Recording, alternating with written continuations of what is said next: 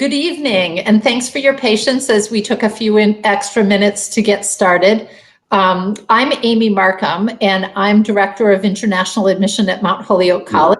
We'll be introducing our colleagues shortly, but we're really excited to have you join us for this presentation where you are in the modus of your college search process. So what is modus? It's not just the first letters of each of our institution names, but it's really a representation of a procedure or a method of how you go about things.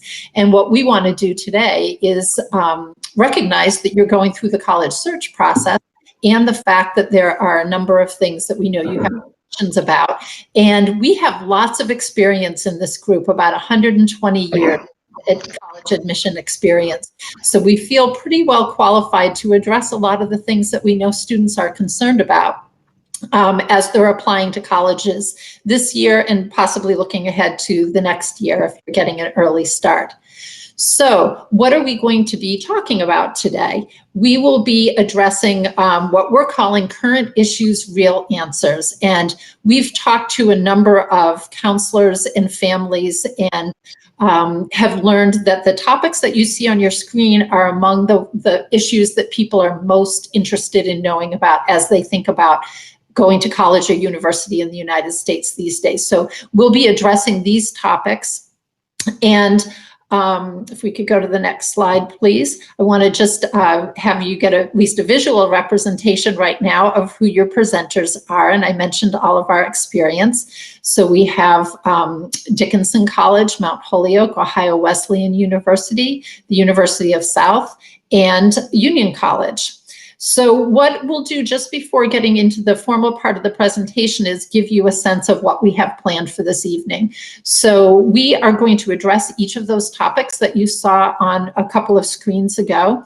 And then we will each introduce our own institution briefly, and we'll move into a question and answer period where you can ask us general questions about applying to the US. Specific questions about each institution can be saved for the fourth part of the program where we'll break out to various tables and you can move among the 5 different colleges and take a seat at the table and ask us questions or just listen to the conversation that's going on.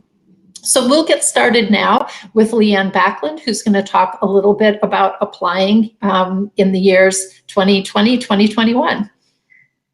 Thanks, Amy, and good evening. Thank you for joining us tonight. As Amy said, I'm Leanne Backlund. I'm from Sewanee. And we're getting this question a lot.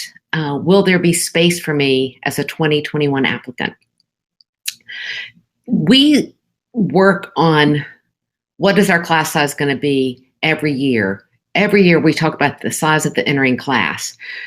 So part of the answer to this question is it depends. It depends on how every college is different and how many students took gap years this year. For many of us, especially those of us who are open, we had very few changes in our gap year request. At Sewanee, we usually have 8 to 10 gap year requests. And this year we had 13. So not a overwhelming big increase. So just know that it's going to depend from college to college, but I think you'll be surprised to know that there are going to be so many great places for you to consider. As enrollment managers, we have discussions across campus, and they've already started about the size of the entering class in the fall of 2021. We work with the dean of the faculty to consider class size and student to faculty ratio. We work with our colleagues in Res Life to think about how many beds do we need to fill. We work with health service, dining, and other student-facing offices as decisions are made. So we have experience with the issues of class size. Some years our first-year class may be a little larger, some may be a little smaller, but know that there will be room for you at a vast number of great colleges and universities across the United States, and especially at our 5 colleges. Another important point to keep in mind is demographics in the U.S. are changing. The number of high school students are shrinking, the number is shrinking, and will continue to shrink until after 2026. So many colleges and universities will have room for you next year and in the years to come. So while some colleges may be tight on space, many of us will have ample room, and the pandemic has not slowed our interest in our communities filled with a diverse mix of students like you. And we know you'll have positive impact on our campuses. If you have concerns about financial aid and scholarships, know that at our 5 colleges, if you were admitted, we will meet your full need. Not all schools have the ability to weather the storm, but fortunately for us, we have planned for crises like this. So ask the questions at the schools you decide to apply to, but don't let this fill you with angst. Next slide, please. The common application, which is what we all accept, that has added a question specifically related to COVID. And we don't have to look far to realize that the last 5 to 6 months have been wildly different for all of us. You may be a student who has been impacted several ways by COVID-19. Perhaps there have been members of your family or a friend who has been sick with the virus. Perhaps it's been you. Your family may be dealing with job losses or a failed business. Or you may be fortunate and not have close encounters from the pandemic. The Common App has provided an opportunity for students to respond to a question directly related to COVID-19. This is an optional question, but it provides you a way to tell the admission readers additional details if needed. So I would suggest that you ask yourself, do I have something additional I want the admission folks to know about my last 6 to 8 months that I haven't expressed elsewhere? If the answer is yes, there's a text box for a 250 maximum word story. If what you want a reader to know was triggered by the pandemic, then the question should be answered. If the answer is no, then move on. Optional means optional. So don't overthink this at all. So I'm going to turn this over now to my colleague, Brian Atkins from Dickinson, who will talk about the liberal arts and sciences. Okay, thank you, Leanne. The liberal arts and sciences have been around for a long time. In many cases, some of us have been around for more than 200 years, and we've weathered lots of storms. We've weathered plagues before. We've been through wars, either near or on our campuses, and come out successfully and are strong and vital institutions today. So that long history there box explains that part. The other 5 are very closely related to each other. Being innovative and forward-thinking. Forward-thinking helped us weather the storm of the finances that we're experiencing right now that Leanne talked about. We had reserves, and we were prepared for, not knowing the COVID was coming, but we were prepared for some situation that may test all of us financially. So being well-resourced has enabled us to, one, continue to offer the scholarships she's mentioned, but also continue to be innovative in doing more things in our classrooms than we were 6 months ago when we first all started teaching virtually. We're being much more creative with the things that we're doing on campus, and well, the professors are doing on campus, using some of their facilities, even though we are remote. Much more active and hands-on. That's really the key to what's happening on our campus. Could I have the next slide, please? So a lot of students are being asked to go out in their community and collect data, whether it's in a sociology class, an economics class, even an art class, and bring back that data and have the class analyze what's going on in their communities from an economic perspective, from a sociological perspective with respect to the virus, but using real data rather than just making things up. Team-based learning, students are having to do this in teams. They may not be in the same town, but they gather information and they work as teams before they come back into class. Class debates are going on now that didn't go on before. So we have a much stronger and better approach to teaching online. Some of the science classes, if I can go to the next slide, please. Some of the science classes are actually doing live experiments. Professors have set up their lab to look like TV studios with multiple cameras and multiple lighting, and they're doing experiments live so students can watch them. The data generated from those experiments is then analyzed by the students and handed back in as part of an assignment. Students can also create their own experiments. If it's accepted, the professors will do those live on the camera, and then students analyze the data. So there's a lot of hands-on experience going on, and that's really what is the big difference between now and what it means to be innovative in the time of COVID and in a small liberal arts college. So let me turn this over to Nicole.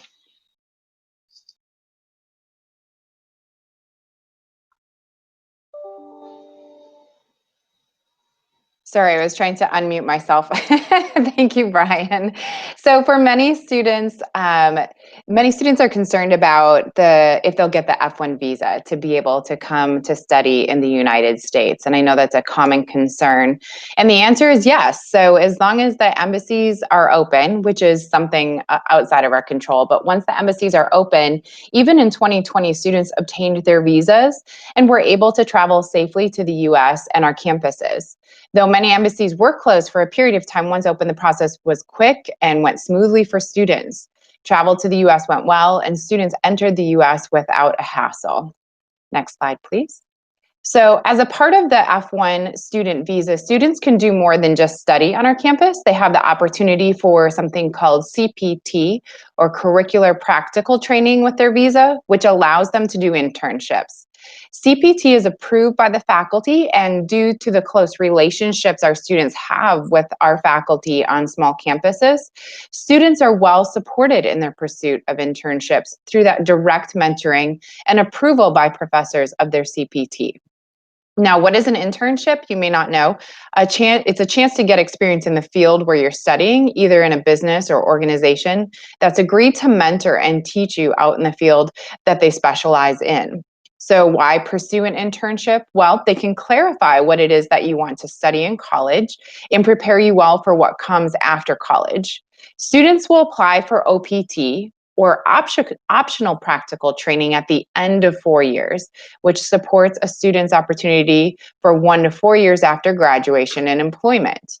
And even in the US in 2020, we had 100% placement for our international students pursuing employment in the US. So some students, though, they'd like to maybe not do the OPT. They want to go directly onto graduate school. Well, for those students, we had 100% placement as well in prestigious graduate schools around the world. So we like you to hope that this reassures you about some of the fake news you might be getting and the climate in our country in terms of how we support our students.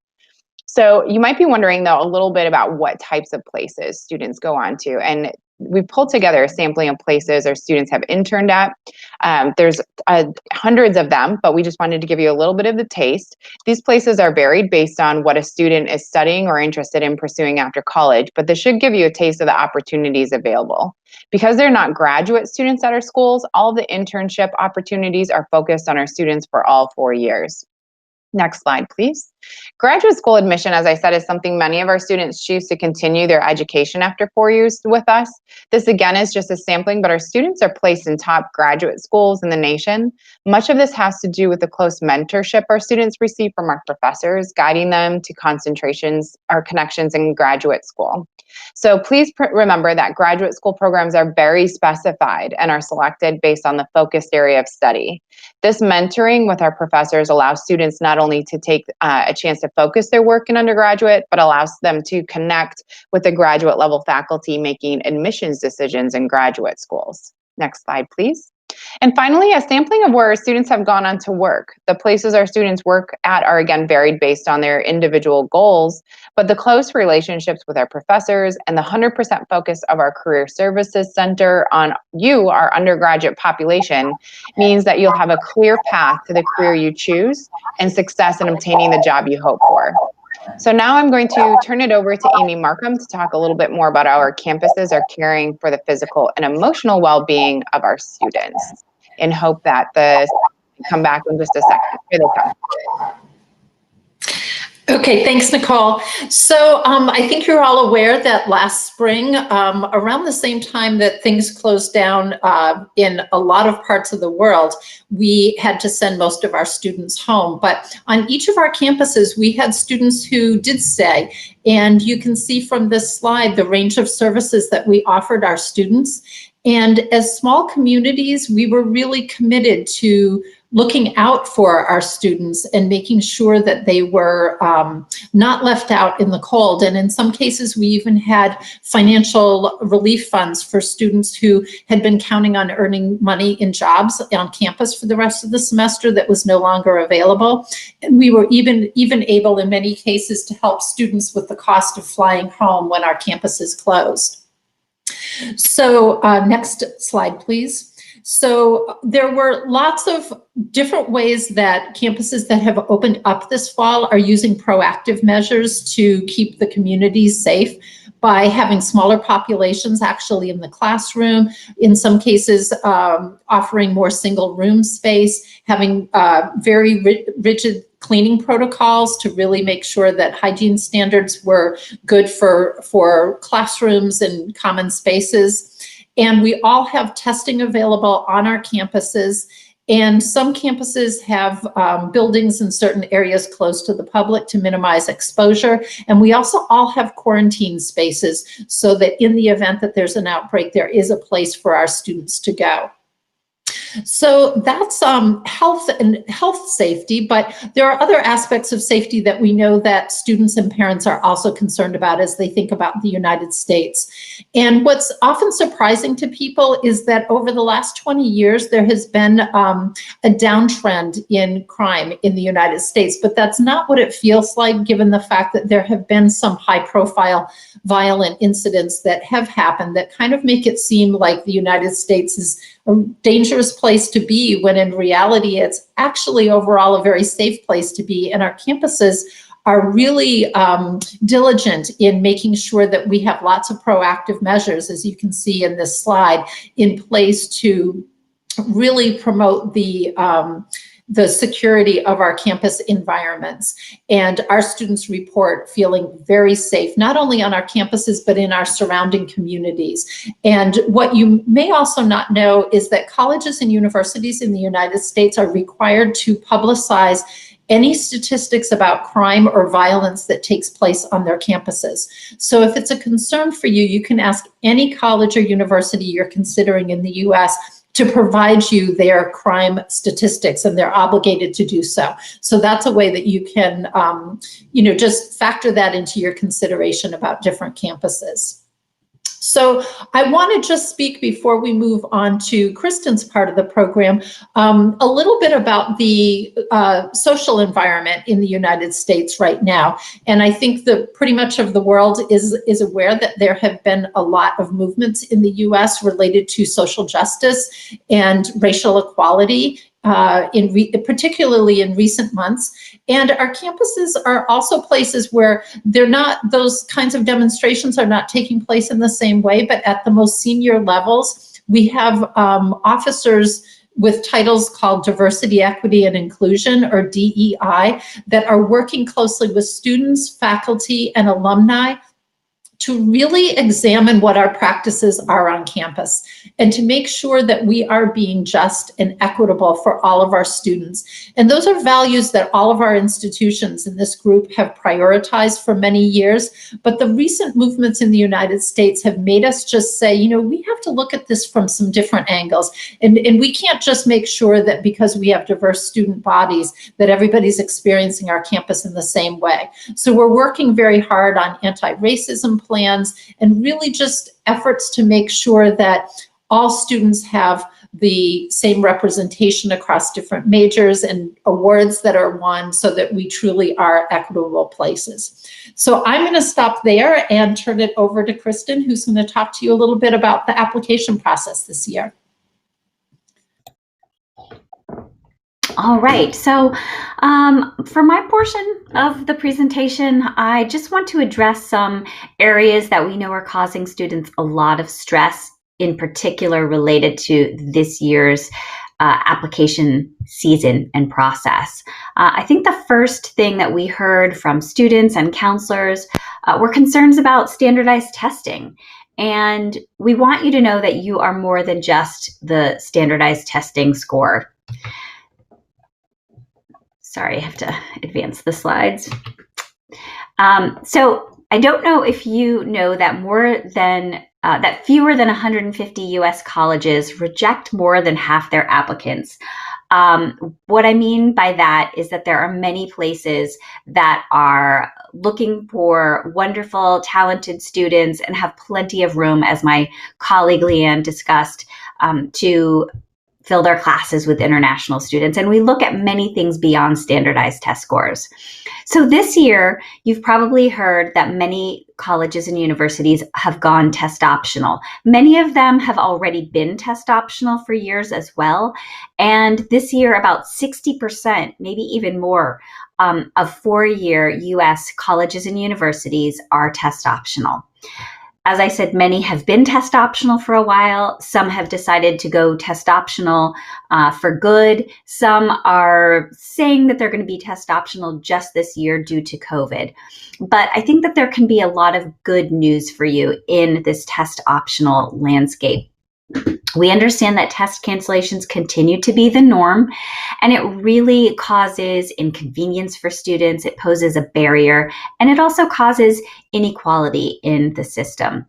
Colleges have realized for many years that students have gotten coaching, test prep, they take practice tests, and test prep is a multi-billion-dollar industry. So it's really not a situation that is created equal for everyone. And in fact, our professional organization, the National Association for College Admission Counseling, came out with a statement that says that relying on standardized test scores may actually exacerbate inequities in admissions.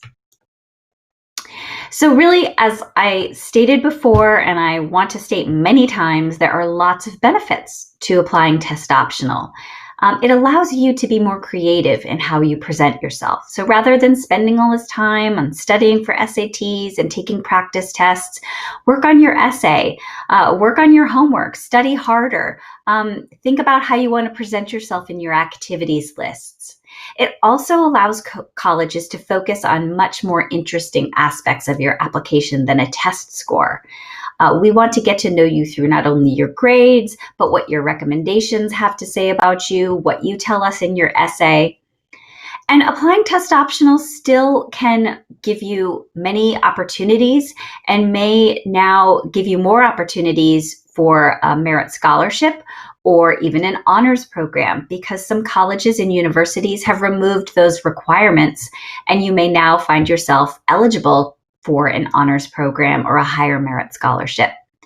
And then, of course, it goes without saying that there are just many better ways for you to spend your time than studying for SATs and ACTs. So I want to dispel some myths about standardized testing. The first myth is that standardized testing gives all students an equal shot at college admissions. And there are many things I could say about this, but I think the major one is that we understand that it rewards strategic guessing and therefore is not an accurate measure. The other myth is that standardized testing is more accurate than school grades. That word standardized really throws people off and is misleading, but college admission officers still feel that your grades are the best predictor of college grades. Another myth is that the SAT measures what you need to know in college. But college admission officers feel that the qualities that you need to succeed in college cannot be measured by standardized testing. These qualities include your writing ability, strategic reasoning, critical thinking skills, your experience, your work ethic, and creativity. There's a big worry out there that newly test optional colleges won't know how to assess a student without test scores. But don't worry, because there are many other components of your application that will help you get noticed. Your grades, leadership, what your teachers have to say about you. And I think the biggest misconception is that students are worried that colleges will choose an applicant with testing over an applicant without testing. And this is just totally false. Test optional means test optional, so don't worry about that at all. So what are some ways that you can stand out during these times? I think in terms of extracurricular activities, students are really concerned. There are many activities that have been halted, paused, discontinued, and we realize that you can't continue a lot of the activities you once pursued. So we're reviewing your applications in this context. No need to worry about it. Although the Common Application has 10 spaces for you to fill out activities, we want you to feel no pressure at all to fill all 10 of those sections. Just use them to the best of your ability. Be realistic. Don't feel the need to exaggerate. And as this illustration shows, you don't have to make up things and grasp at straws to fill out 10 spaces. We'll just focus on what you've done in your past, and that will be fine. So another way that you can stand out during these times is to schedule a meeting with us or an interview. And there are lots of ways to do this, and you can probably find on all of our websites and other college websites the various ways to have an interview. It could be through Skype, Zoom, Google. There are some outside organizations such as Veracant and Initial View that offer interviews. And it's a great way for us to get to know you on a more personal level. And you don't need to prepare for an interview. We just want to know about you, and you are the expert on you. So when you're having your interview or your conversation, just be yourself. And remember, it's a conversation. It's not an interrogation. And because it's a conversation, remember that it allows you to ask questions. It's also a way for you to figure out if a college is a good fit for you. So you might want to have some questions ready. And then it demonstrates your interest in a college. So it shows that you have gone that extra mile to take the time to meet with us. So I am going to turn it over to my colleague, Brian Atkins from Dickinson. So thank you, Kristen. I'm Brian Atkins. I'm the Director of International Admissions at Dickinson College. And this is what it would normally look like a few months ago on our campus, but unfortunately we're virtual right now. Next slide, please. So the map in the center of this slide, you can see that we're located 2 hours from Washington, D.C. and 3 hours from New York City. And we have programs in both locations. Well, you can see we're located in central Pennsylvania, right next to the capital of Pennsylvania, which is Harrisburg. We're about 20 minutes away, and we're a suburb of Harrisburg, which is about 750,000 people. On the top right, you see a picture of our campus, or a small portion of our campus. The area of trees there is one of the academic quads surrounded by our academic buildings, but just above that is where town is. So when you step off campus, you're in town. You don't need a car or other ways to get around. Town is very, very accessible. Next slide, please. So like all good small liberal arts colleges, we have small class sizes. You can see the average class size is 15 students, and the student to faculty ratio is 9:1. We have 45 majors, the number one of which is International Business and Management. And in the top 10, you would also find biology, biochemistry, economics, international studies, political science, and international studies. Again, small class size, you won't only ever have one class of 30 students, and the rest of the classes will be much smaller. You can see down below, all of those media outlets constantly are seeking out opinions from our professors. A week doesn't go by when I don't either read or see on television one of our professors being quoted in one of the media outlets. So our professors are very well versed and a strong source for the media. Next slide, please.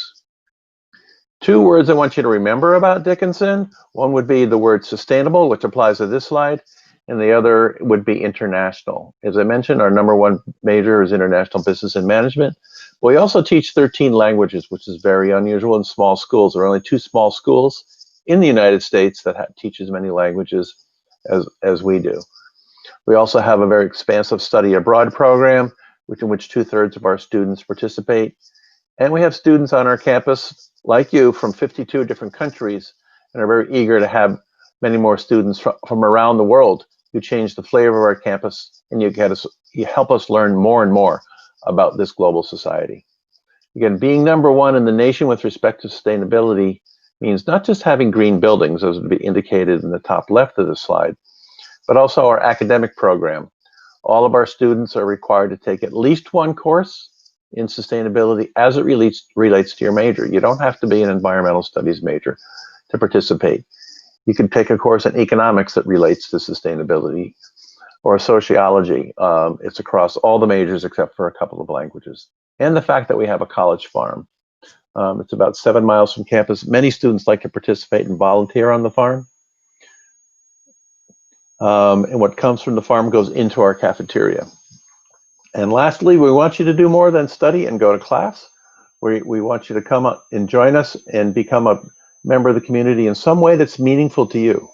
whether it's community service, whether it's sports, whether it's music, whether it's one of the many 120 student organizations. We're looking for you to get engaged in campus in a meaningful way, or multiple ways on our campus. So yes, we want you to be strong students, but we also want you to participate in the life of the campus. Next slide, please. So upon graduation or during internships, you can see many of the organizations that have hired our students either as interns or when they've graduated. These are all well known, and this is just a small sample of where our students go when they leave here and get jobs. I do want to call attention to the top right statistic about acceptance to medical school and law school. That's unusually high. That's more than twice the national average, and our students do very well in getting placed in those places. Next slide, please. And when you need to get away from all, back to going out, this is what the farm looks like on a day like today. So you just want to relax and go out and be part of that. You're more than welcome to do that. And I'll now pass this on to Amy from Mount Holyoke. Thanks, Brian. So Mount Holyoke is the oldest women's college in the United States, and we were founded in 1837 and have about 2,200 students. We offer about 50 different majors, and like my colleagues, our class sizes are small, and our campus is known as one of the most beautiful campuses in the United States and very safe. We also have a very global campus. And so our students come from, next slide, please. Our students come from about 70 different countries. So not only will you be learning from students from a whole range of different backgrounds, but it's also important to know that our faculty also have global perspectives. So over 2/3 of our faculty speak a language in addition to English, and 3/4 of our faculty have lived outside the United States. So that really permeates the educational environment and that respect and appreciation for global differences. Next slide, please.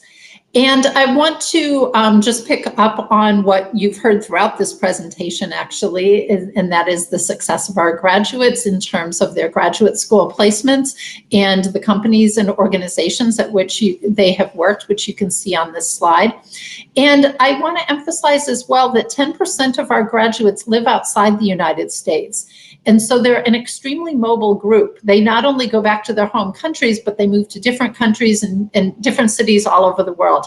So that network and that dedication of our graduates all over the world in helping our current students, not only with internships, but job placements afterwards and welcoming them to their cities when our young graduates are moving on after leaving Mount Holyoke, it's basically a lifelong network.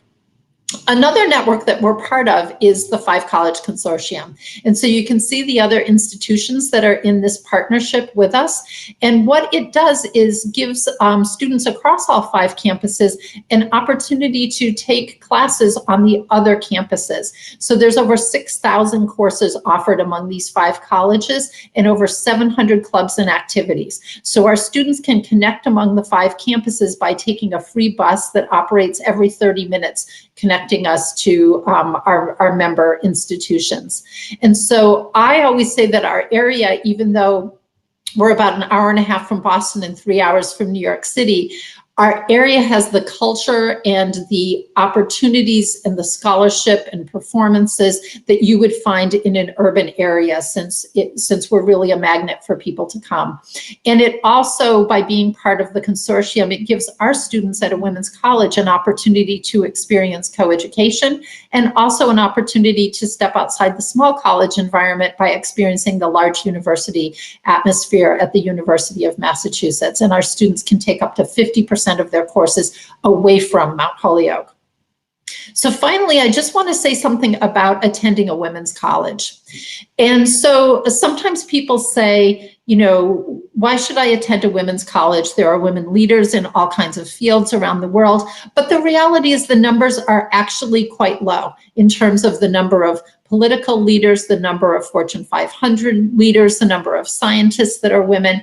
And so we are still really using the 4 years at a women's college to be a time to not only break down some of the thoughts that aren't even conscious, that limit what women think their opportunities and their options are, and to give them strategies to navigate some of the challenges of being successful in what's still really a male-dominated world. And as you can see by this cartoon here, both of these people look pretty focused on where they're headed, and they're both going up, but they each have a little different route to get there and are carrying some different burdens along the way. So attending a women's college really helps you think about how to navigate some of the assumptions about women's role in the world so that you can be prepared to work around those obstacles once you leave your 4 years at Mount Holyoke. So I'm going to stop there and give you a chance to learn more about Ohio Wesleyan University. Great. Well, I'm Kristen Crosby, and I am the Director of International Admissions at Ohio Wesleyan. We were founded in 1842, and this is our beautiful campus. And actually, the admission office is right there with the red roof where we read all of your applications, although many of us are working remotely. So we've got a great location. We are located in a small, safe city of about 40,000 people, Delaware, Ohio.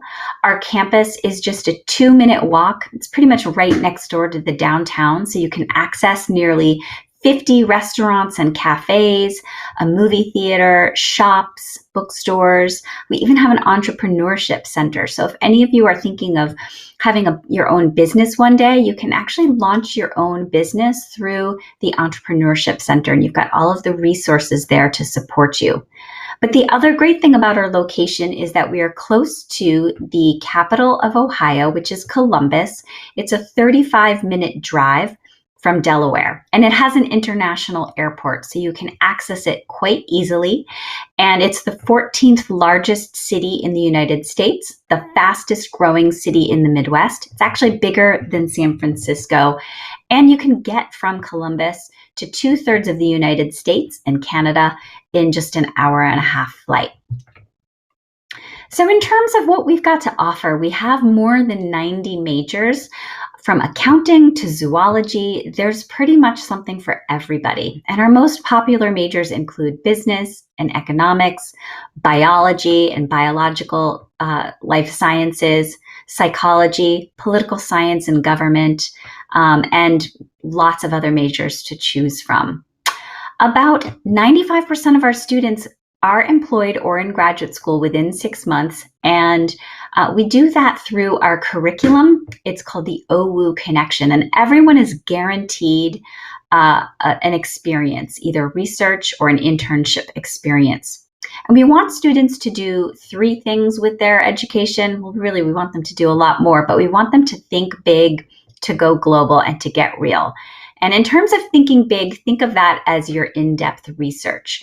So right from the beginning of your freshman year, even if you're not majoring in the sciences, you can engage in in-depth research. We also have a 10-week summer science research program where you get paid and you get free housing to do what you love, which is research on our campus.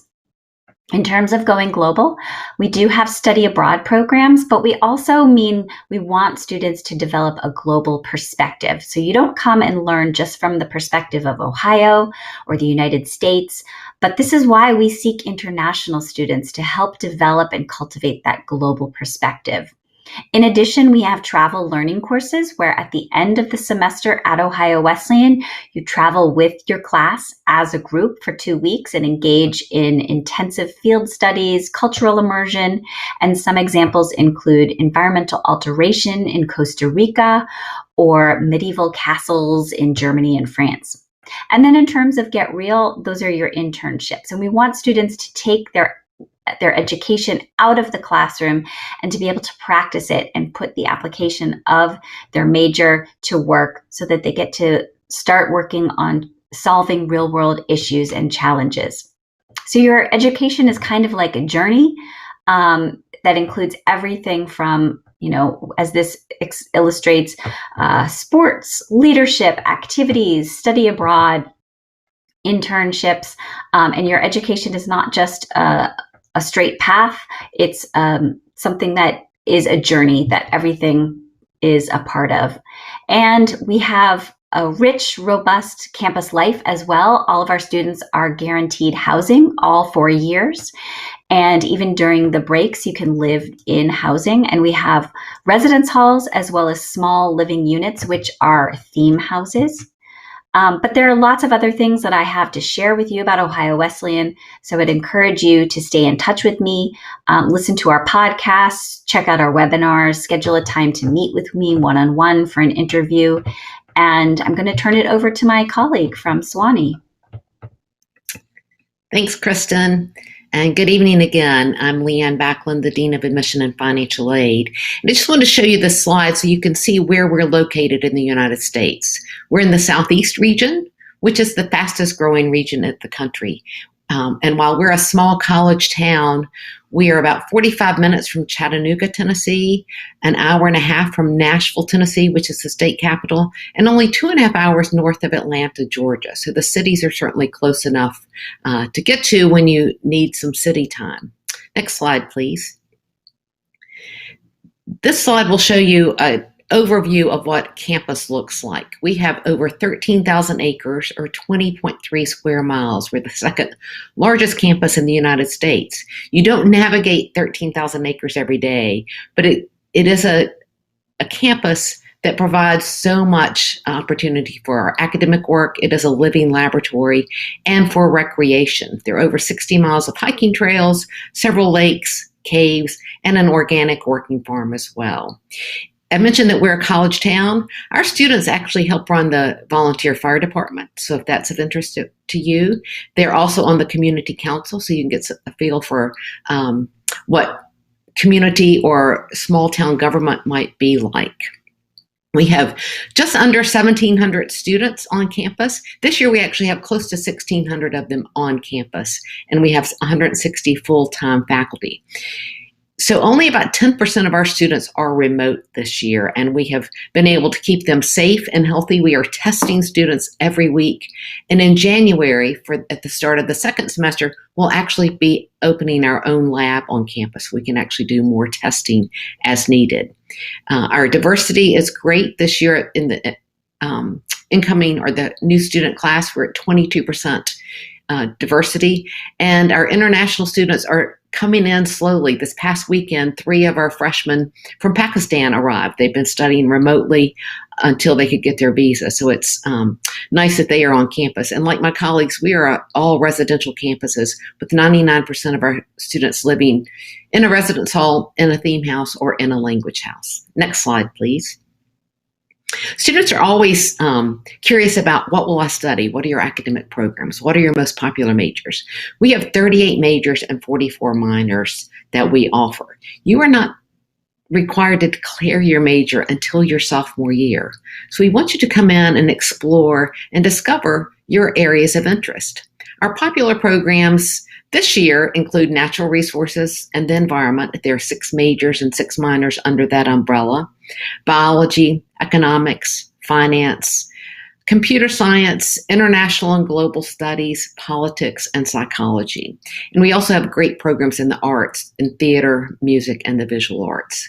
We offer dual degree engineering programs. You can either do 3 years at Sewanee, 2 years at an engineering school, or do it as a 4-2, 4 years at Sewanee, 2 years at engineering. And our programs are with Columbia University in New York City, Rensselaer Polytech in New York, and Washington University in St. Louis. We also offer you the Sewanee Pledge. When you arrive on campus, we're going to ask that you sign the honor code, pledging that you will live honorably. So in return, Sewanee is going to pledge 3 things to you. We are going to pledge that, yes, as an international student, you can study abroad at no additional tuition cost. So your financial aid, your scholarships will travel with you. We're going to pledge that you'll receive funding for at least 1 internship or research assistantship. And I think most importantly, we're going to pledge that you'll graduate in 4 years so that then you can get on, whether it's graduate school or going right into the workforce. Next slide, please. And we've all talked about outcomes and what are our graduates doing. Approximately 15% of our graduates go right into graduate school immediately, and close to 60% eventually go. 95% of our international graduates pursue a graduate degree or enter the workforce within 6 months of graduating, and 88% of our international students attend graduate school in the U.S., and 91% are employed in the U.S. Two examples, Kamal, she is actually from Nepal. She received a scholarship, and she has just started at Yale's environmental school to earn her master's. Daniel from China, he just received a full ride to go to Harvard Medical School. So our international students are receiving and attending great graduate schools within the United States. We are a Common App school. It is free to apply, and we've been test optional since 2009. We do offer academic scholarships, and we meet 100% of the demonstrated need for all admitted students, including international students. So I hope to talk to you at our tables, and now I will turn it over to my colleague, Nicole Bensley from Union College. Thanks, Leanne. So I am Nicole, and I work at Union College. Union was founded in 1795 under the idea of bringing together people in Union from various backgrounds to learn and grow together in a community of respect. And 1795, that felt very progressive, but it is something that still, I think, is an essential and important piece of who Union is today. Union is an all undergraduate liberal arts and science college with multiple majors in engineering, which were added to our program in the 1800s.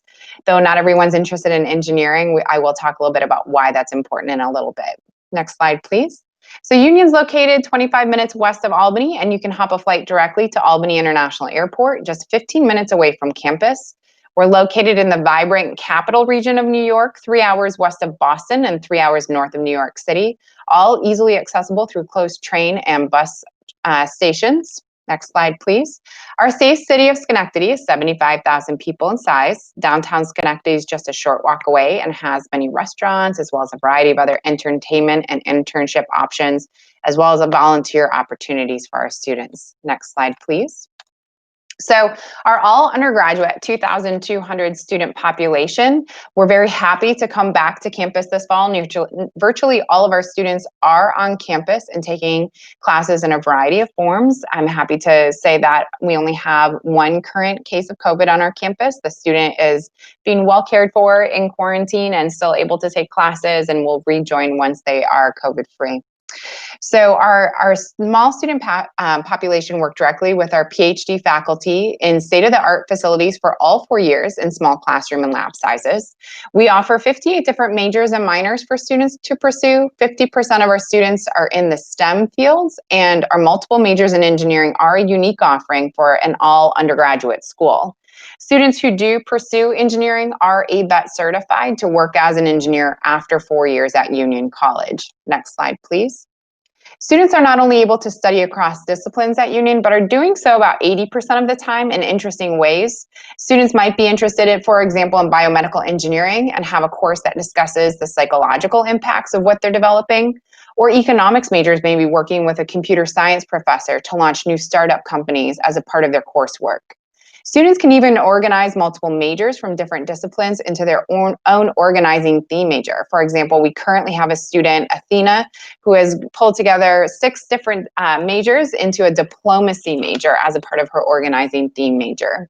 Union continues to be innovative in its education. Today, part of our core requirements is for all students to be proficient in the use of technology appropriate to their field and have the capacity to analyze data. For artists, this may mean digital platforms to sell their art or art restoration equipment, and the ability to review data about their sales and marketing to be more successful. This innovative learning model means our students are not only successful in their careers, but leaders in their field. Next slide, please. Research is at the core of our education, taking what you're learning and putting it into action. Union was rated top 10 for engineering and science facilities and top 10 for women in the STEM fields.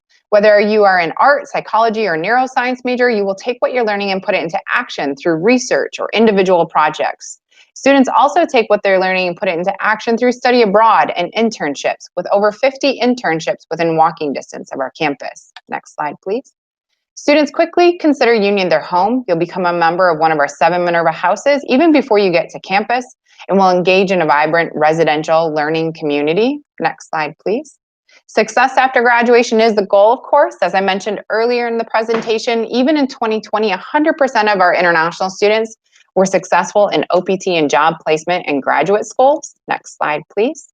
Just a little bit of an overview of our admissions and financial aid timeline. One thing I do want to highlight is that we are test optional both for admission and consideration for merit scholarships, which range up to $25,000 per student per year.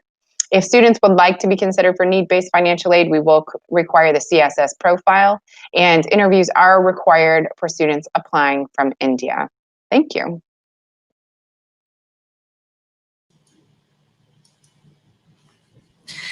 So what we'd like to do, actually, before moving out to our individual tables, is to take any questions from you that you have about actually really the first part of our presentation, because we'll address your institution-specific questions at our individual tables, but just general questions about applying this year and anything that you've heard tonight about the process.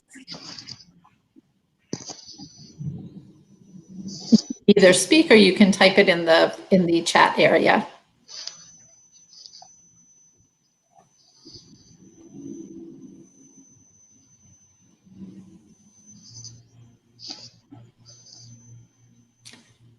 I don't know, should we maybe break out to our individual tables if no questions? Okay. We will join you shortly at our table so you can move around and talk to any of us. Thank you. How do we do that? Thank you. See you there.